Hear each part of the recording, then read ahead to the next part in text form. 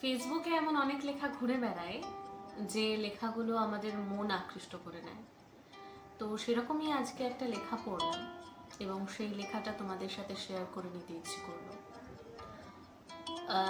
লেখাটা অমিত দিত্তর। ভালোবাসলে মানুষ অন্ধ হয়ে যায়, কথাটা একেবারে ঠিক।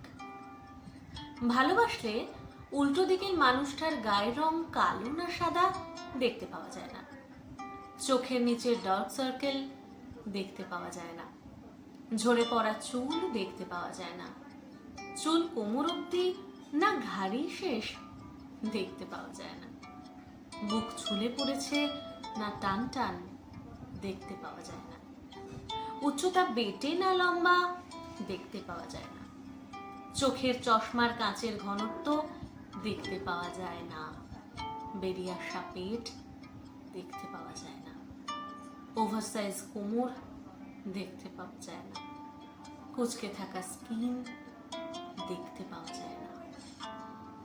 ভালোবাসলে শুধু অনুভব করা যায় উল্টো দিকের মানুষটার উপস্থিতির সৌরভ। তাকে বুকে জড়িয়ে ধরে কপালে একটা চুমু খেলে বুঝতে পারা যায় বুকের ভেতরের লন্ড ভণ্ড ঝড়ের গতিবেগ কমে আসছে ধীরে ধীরে।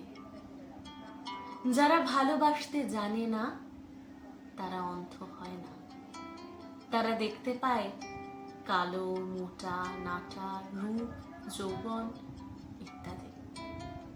তারাই বলে, এই মা দেখ দেখ কেমন হ্যান্ডসাম সেক্সি ছেলেটাকে কেমন একটা মুটকি ঢেপসি পটিয়েছে, কিংবা আরে এ তো দেখছি বাদরের গলায় মুক্তোর মালা।